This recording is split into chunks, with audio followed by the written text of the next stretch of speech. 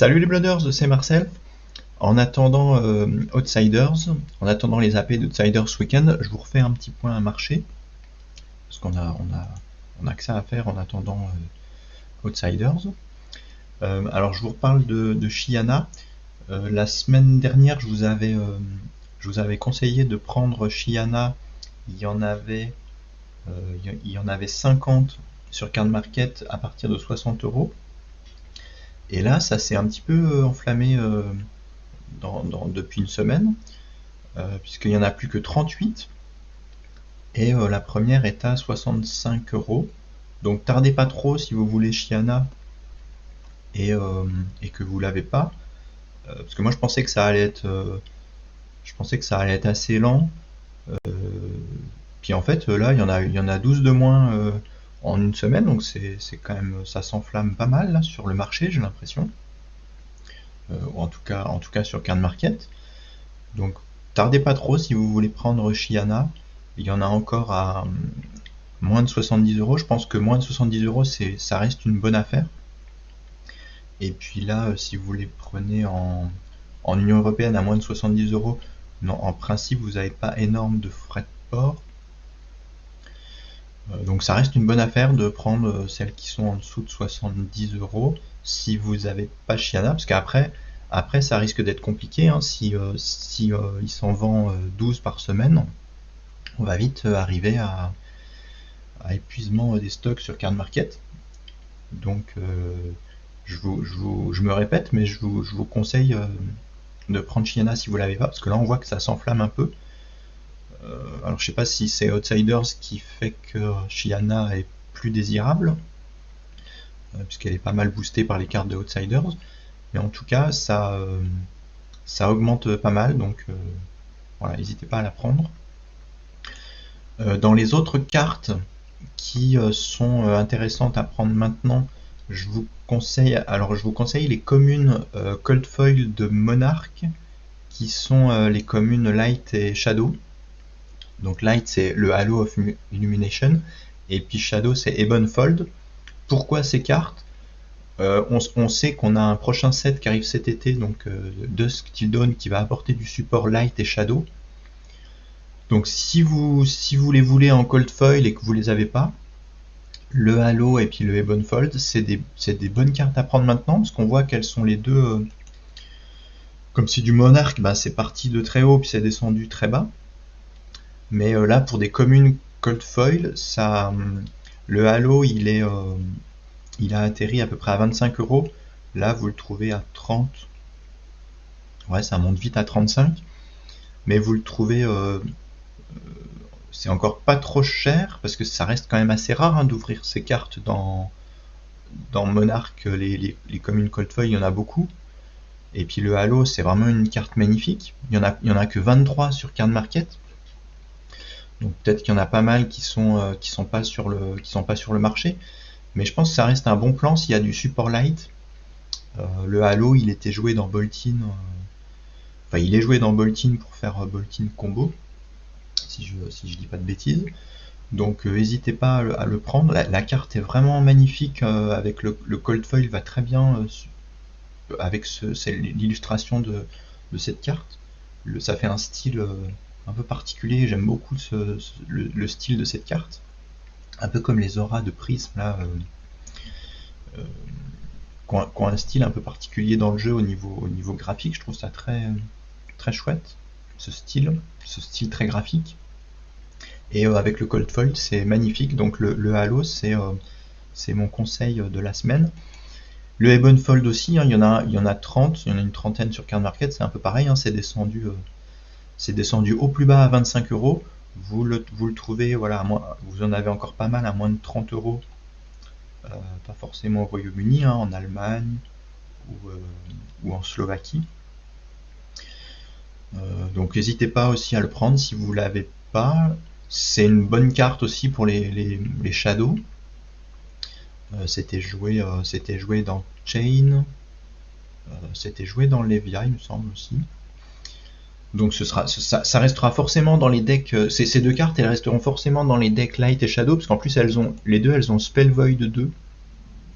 Donc dans votre side, pour contrer les wizards, et notamment Kano, Spell Void 2 c'est très très fort contre Kano, parce que ça vous fait prévenir 2 gratuitement le tour où il vous fait Aether Wildfire, vous prévenez 2 en plus de votre Arcane Barrier.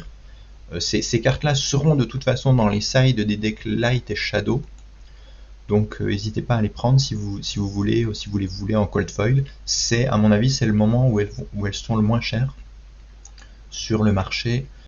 Ça redescendra pas beaucoup plus bas que 25 €. Ensuite, il y a d'autres cartes que je vous conseille. Ce sont des super rares Rainbow Foil de Arcane Rising Unlimited. Il faut savoir que Arcane Rising Unlim, il n'y en a pas eu énormément. On n'a pas encore le print run, hein, le nombre de displays qui ont été imprimés, mais Arcane Rising, c'est le premier set des sets Unlim qui a été mis out of print, donc il y en a pas énormément. Alors il y a beaucoup de cartes qui ont vu leur cote là exploser en Rainbow Foil, parce que forcément les gens découvrent que ça c'est des cartes qui sont très collectionnables, et donc les gens se jettent dessus. Donc c'est devenu très compliqué de trouver un Command & Conquer Rainbow Foil ou un Heart of War Rainbow Foil. C'est monté à des prix un peu ridicules. Mais par contre, dans les super rares, vous avez encore des cartes qui n'ont pas monté. Donc qui sont rares. Par exemple, Become the Arc Knight Rainbow Foil, il y en a qu'une trentaine sur Card Market.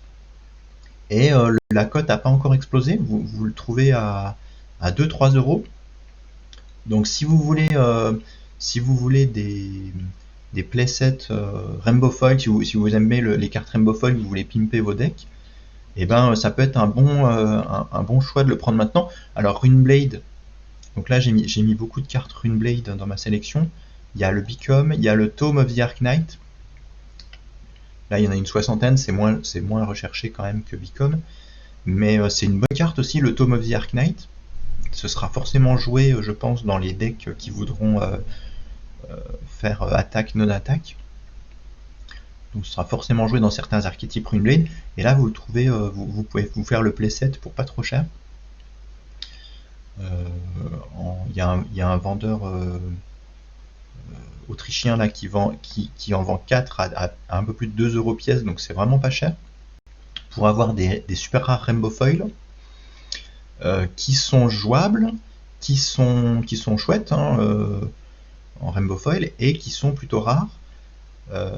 J'ai mis beaucoup de cartes Runeblade dans ma sélection parce que les Runeblade en ce moment ils sont pas du tout hype, donc c'est le bon moment d'acheter des cartes Runeblade avant qu'il y ait un nouveau Runeblade qui soit spoil peut-être dans le prochain set Dusk Till Dawn. Et ben prenez les cartes Runeblade maintenant, avant qu'elles soient hype et avant que leur cote explose. Pareil, le Ninth Blade, il y en a une cinquantaine, vous le chopez à 2 €. La carte en Rainbow Foil, les cartes Runeblade en Rainbow Foil, elles sont quand même classe. Moi je suis pas trop fan de Runeblade au départ, mais je dois reconnaître qu'en Rainbow Foil, elles envoient du bois quand même, parce que les teintes des cartes Runeblade vont très bien avec le Rainbow Foil, je trouve, des fois même plus qu'avec le Cold Foil. Donc c'est super rare, plutôt difficile à trouver dans Arcane Rising Unlim. Prenez-les avant que leur cote explose. Le Ninth Blade, vous le trouvez pour avoir un playset. Alors ça c'est Royaume-Uni. Pour avoir un playset, c'est 2,80 € la carte. C'est encore pas trop cher, hein. Et puis cette carte, je pense qu'elle sera forcément jouée dans les archétypes qui vont stacker du Runechant, ou même c'est un super popper, donc ce sera forcément dans les sides des decks Runeblade, cette carte. Ce sera forcément joué. Et puis il y en a une autre qui est déjà en train de monter, hein, donc celle-là, forcément, elle bénéficie de la hype de Outsider. C'est le Nox de Death Whistle, donc c'est la spé d'Azalea. Donc en Rainbow Foil, la carte est plutôt sympa en Rainbow Foil. J'en ai une, et puis je trouve que ça rend très bien la flèche, la paume, non, comment on dit, Enfin, ouais, la flèche qui brille, les yeux d'Azalea qui brillent, la carte rend très bien en Rainbow Foil. Donc là, il n'y en a que 47 de dispo. Et puis, vous la trouvez encore à 2 €. Alors, pour avoir le playset, c'est déjà plus de 6 € la carte. Mais même à ce prix-là, hein, on sait qu'Azalea, elle a eu du support. Donc, je pense qu'Azalea, ça va devenir un héros qui va être beaucoup plus joué, beaucoup plus recherché, beaucoup plus méta. Donc à voir, si vous voulez le deck en Rainbow Foil, ne tardez pas trop à choper cette carte. Et puis la dernière carte de ma sélection d'aujourd'hui, c'est le Herslore Bounty. Donc le Herslore Bounty, c'est un équipement majestique qui était sorti dans Everfest, et donc qui avait une version Extended Art Cold Foil, qui est pareil, qui est très joli, qui est très classe, je trouve, où on voit le visage de la fille là, alors que dans la version pas extended, on voit pas son visage, hein. C'est comme les versions extended de la tunique, on voit le visage de la fille. Là c'est pareil. Donc c'est un bon chest pour les gardiens. C'est une alternative à Tectonic Plating. Donc en principe c'est une alternative budget à Tectonic Plating. Donc là c'est pas très budget parce que c'est la version Cold Foil Extended, donc c'est la version un peu pour pimper. Là vous en avez 80 à peu près sur Card Market. Et alors comme tout Everfest, ça s'est bien cassé la figure. Donc c'est descendu à 18 € là dans les ventes réalisées ces derniers mois. Après c'est parti de plus haut, hein. Quand Everfest est sorti, ça valait beaucoup plus que ça. Et là vous le trouvez, vous en avez premier prix 16 €. Bon, c'est un vendeur qui a pas de vente, donc c'est peut-être pas conseillé de prendre chez lui. Mais après c'est à 18-19. Même en France, vous le trouvez à moins de 20 €. Donc franchement, Herslore Bounty, Cold Foil, bonne pioche actuellement. Je pense pas que ça descende beaucoup plus bas que ça. Et puis ça viendra forcément, c'est un peu comme Runeblade, les gardiens sont pas du tout hype en ce moment. Donc prenez les cartes gardiens pendant qu'elles sont pas hype. Parce qu'il y a forcément un archétype gardien. On a vu que ça allait bien avec Valda, ce chest. Valda avec son effet, elle pouvait bien tirer profit de ce chest. Mais je pense que la carte sera, à défaut d'être juste une carte de collection, ce sera de toute manière une carte jouable qui soutiendra sûrement un archétype où on fait plein de séismiques, où on pioche pour faire plein de séismiques. Il y a des techs qui permettent de faire ça dans le jeu. Donc à moins de 20 €, je pense que cette carte c'est un très bon pic, un très bon investissement pour la suite du jeu. Voilà ce que j'avais à vous dire pour mes petites sélections de la semaine. Je vous souhaite de bonnes parties, je vous souhaite de bonnes zappées pour Outsiders, et je vous dis à bientôt, ciao.